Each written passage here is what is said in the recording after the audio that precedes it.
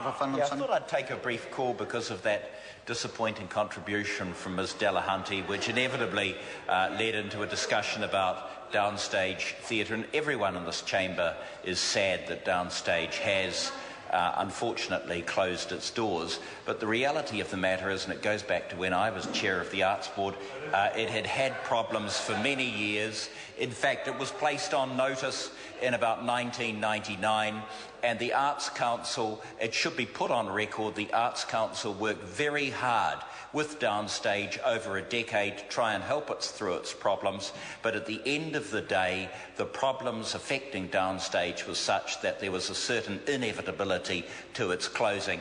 And I would think that before Ms Delahunty gets up here and blames the Arts Council for the demise of Downstage, she should perhaps get her facts right, because, as so often happens with that member, she got that completely wrong.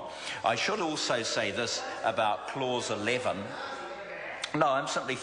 well, there's this rather tiresome and asinine refrain that one gets from the Labour Party whenever one engages in substantive debate, and that it's nasty. I do think, can't they come up with a better cliche than that, please? But can I come to a clause? Can I come to clause? Vile. Look, I think vile's good. Yeah. Yeah.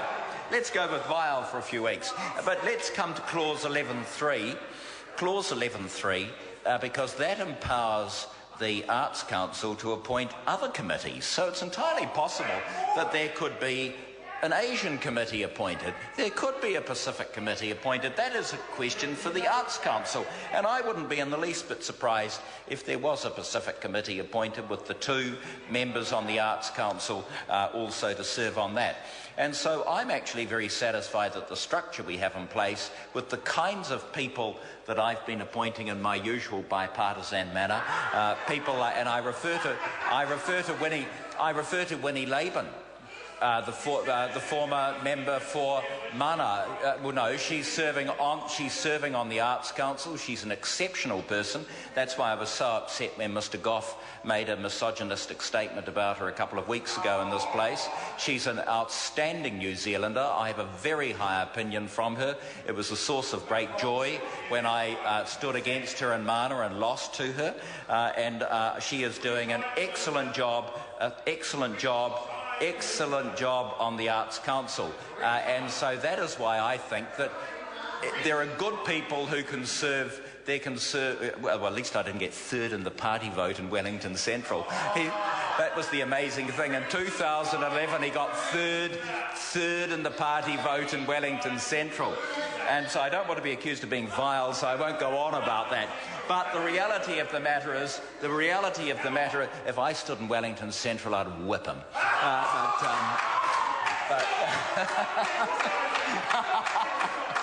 But so I come back to, please, let us get back to the issues. Yeah. And the issues are not my thumping Mr Robertson in Wellington Central or reducing him to being third in the party vote in Wellington Central again, but saying that there is a capacity under this legislation to appoint further committees, so there's plenty of scope for diversity, while at the same time addressing the essential point of streamlining the legislation.